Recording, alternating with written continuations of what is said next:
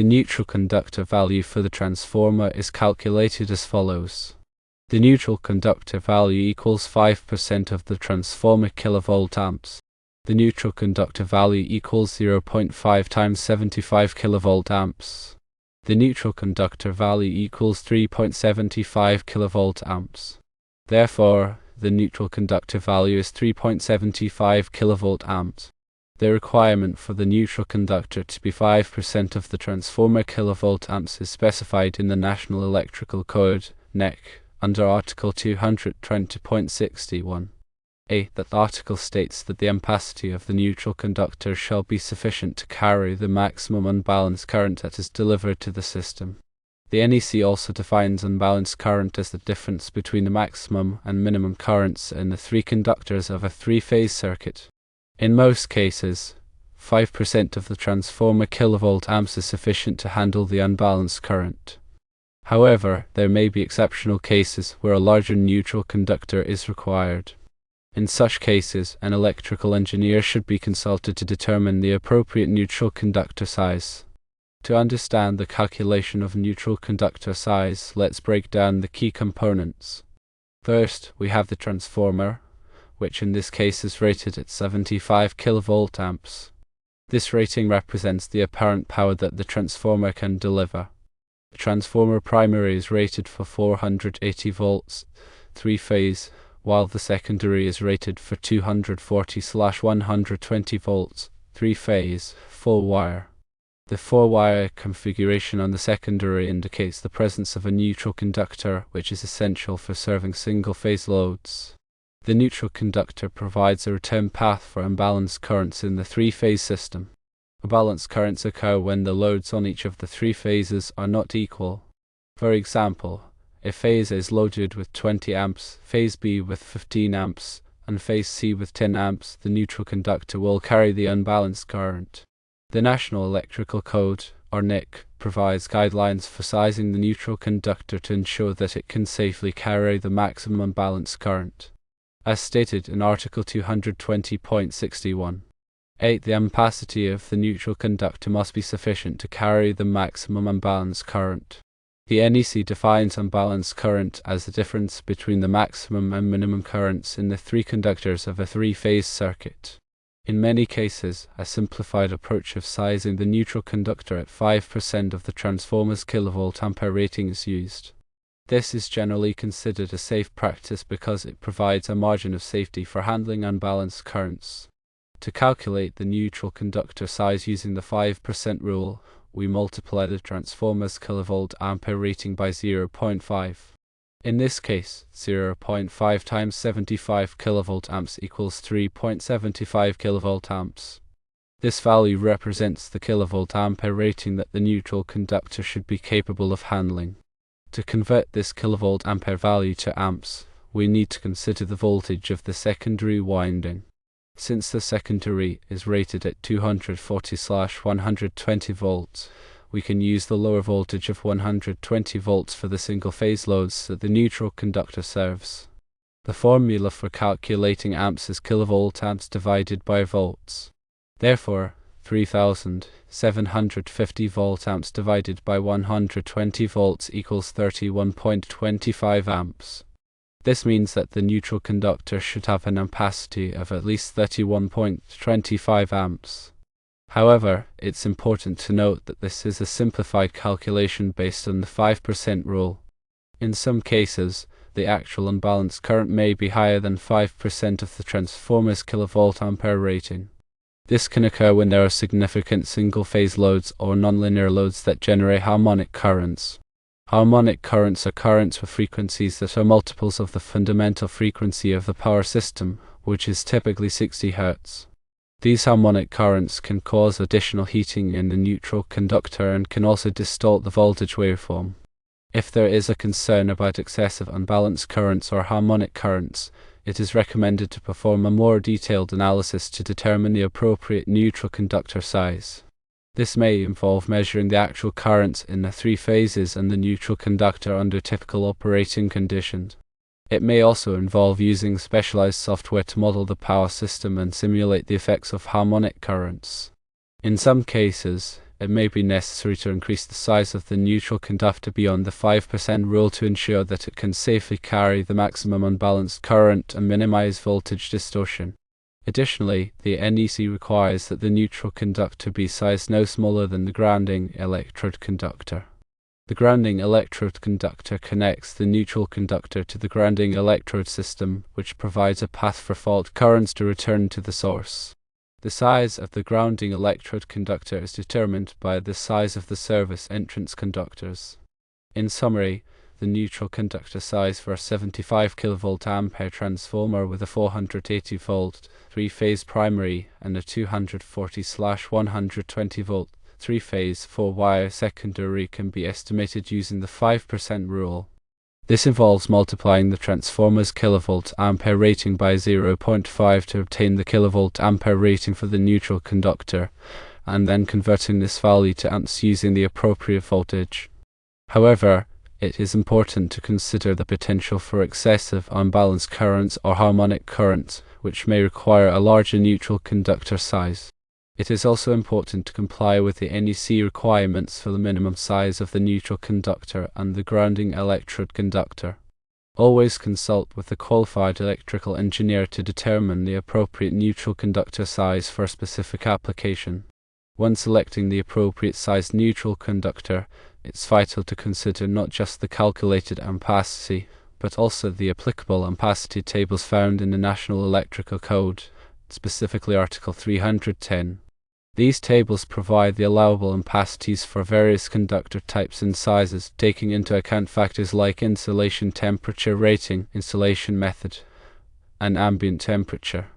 For example, if the calculated neutral conductor ampacity is 31.25 amps, you would need to select a conductor size from table 310.15. B16 that has an ampacity of at least 31.25 amps, considering the conductor's insulation type, the ambient temperature, and whether the conductors are installed in a raceway, cable, or free air. It's crucial to apply the appropriate correction and adjustment factors as outlined in NEC Article 310.15 to account for ambient temperatures above 30 degrees Celsius or the presence of multiple current-carrying conductors in the same raceway or cable. These factors can significantly reduce the allowable ampacity of a conductor. For instance, if the ambient temperature is 40 degrees Celsius, a correction factor would need to be applied to the ampacity listed in Table 310.15. B16. Similarly, if there are more than 3 current-carrying conductors in a raceway, adjustment factors would need to be applied to reduce the allowable ampacity. The presence of nonlinear loads such as electronic ballasts, variable frequency drives, and other electronic equipment can introduce harmonic currents into the electrical system. These harmonic currents can significantly increase the current flowing in the neutral conductor, potentially overloading it even if the balanced load calculation suggests it should be adequately sized. The NEC requires special consideration for neutral conductors serving nonlinear loads. Section 220.61. C addresses the sizing of neutral conductors for electric discharge lighting, data processing, and other nonlinear loads. It states that the neutral conductor must be sized to carry the maximum unbalanced current, including the harmonic currents. In some cases, this may require the neutral conductor to be larger than the phase conductors. To accurately determine the neutral conductor size for systems with nonlinear loads, it's essential to perform a harmonic analysis. This involves measuring the harmonic currents present in the system using specialized equipment or modeling the system using power system simulation software. The harmonic analysis will provide information on the magnitude and frequency of the harmonic currents, which can then be used to calculate the required neutral conductor ampacity. Another important consideration is the voltage drop in the neutral conductor. Excessive voltage drop can cause problems with equipment performance, especially for sensitive electronic loads. The NEC recommends limiting the voltage drop in branch circuits and feeders to 3% for power, heating, and lighting loads, and to 5% for feeders plus branch circuits. To minimize voltage drop, it may be necessary to increase the size of the neutral conductor.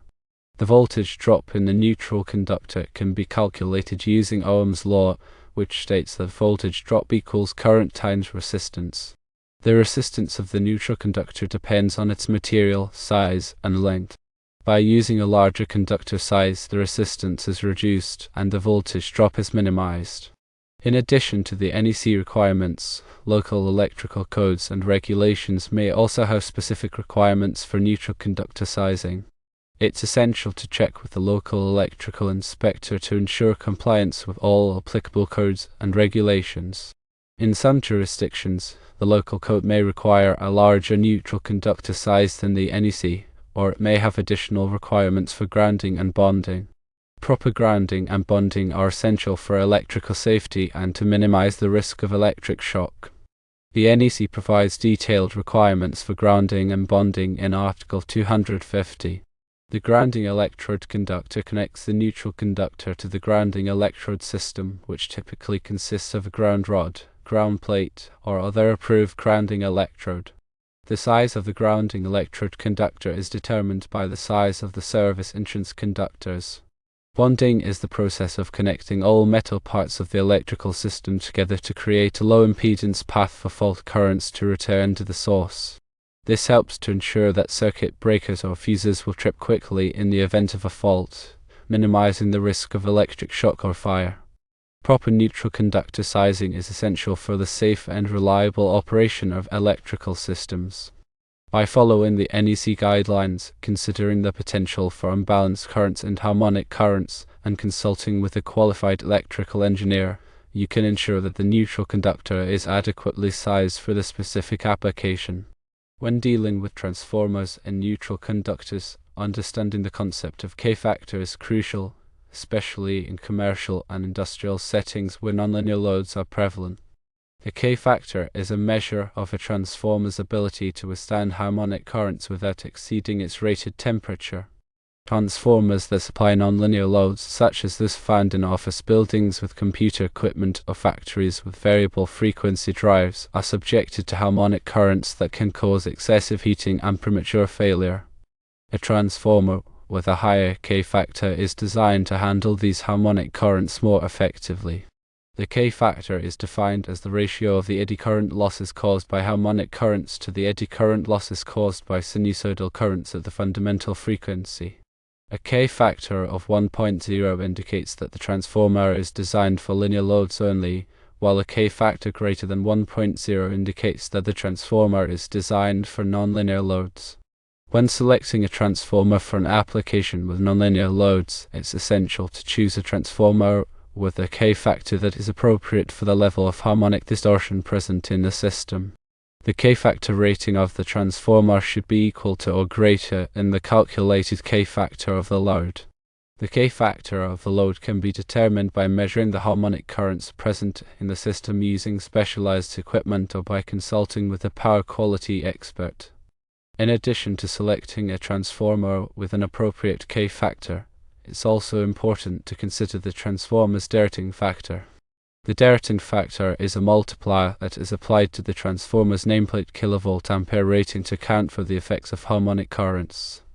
The dirting factor is typically less than 1.0, which means that the transformer's actual kilovolt-ampere capacity is reduced when it is subjected to harmonic currents. The dirting factor is specified by the transformer manufacturer and is based on the transformer's design and construction.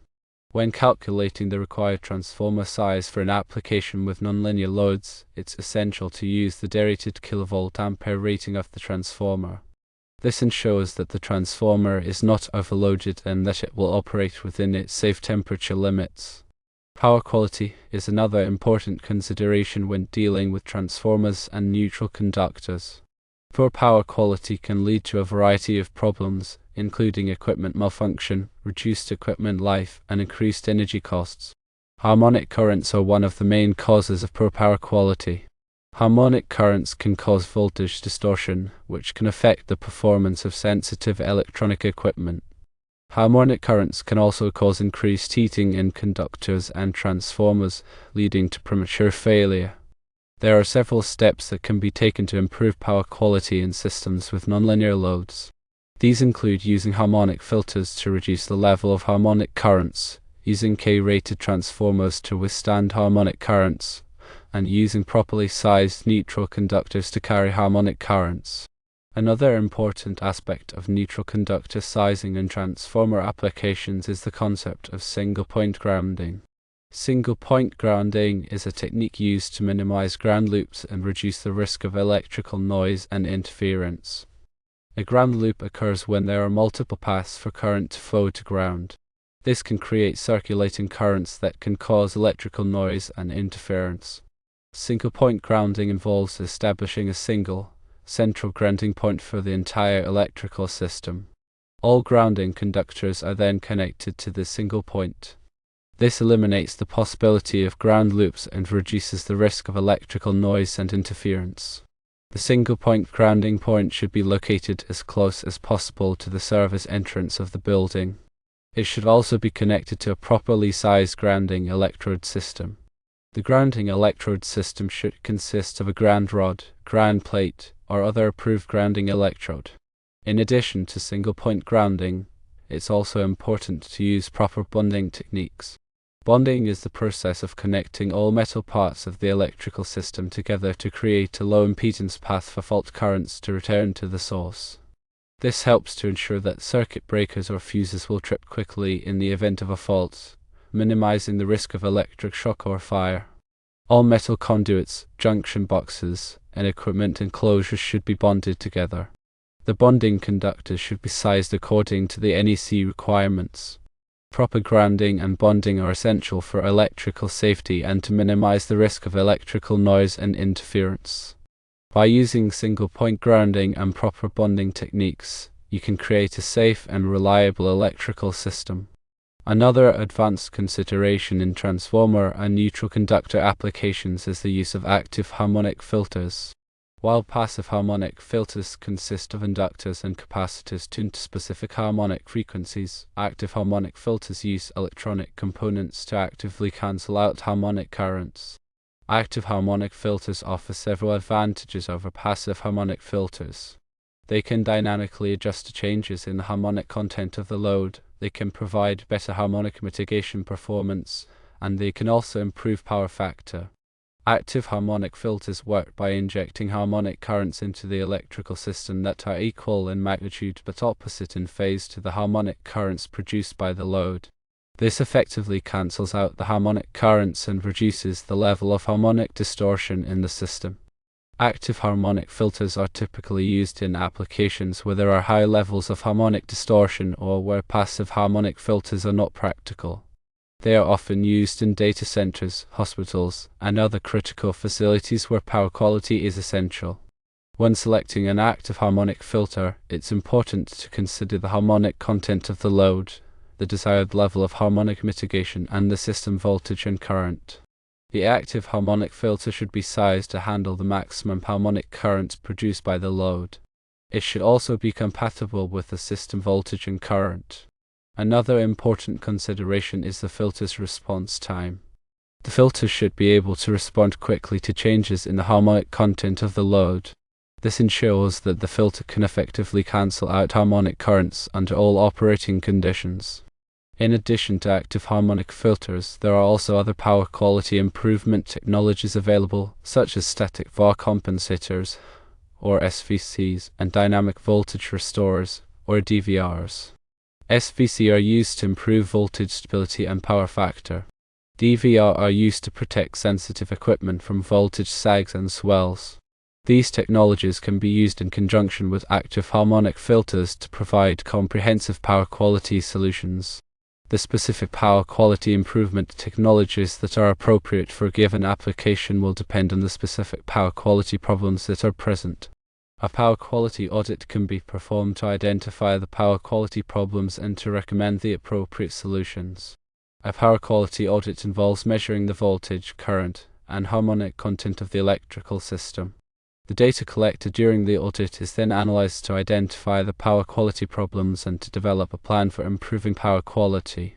The plan may include recommendations for using active harmonic filters, SVCs, DVRs, or other power quality improvement technologies. It may also include recommendations for improving grounding and bonding, reducing voltage drop, and improving energy efficiency. By implementing a comprehensive power quality improvement plan, you can ensure that your electrical system is operating safely and efficiently, and that your sensitive equipment is protected from power quality problems.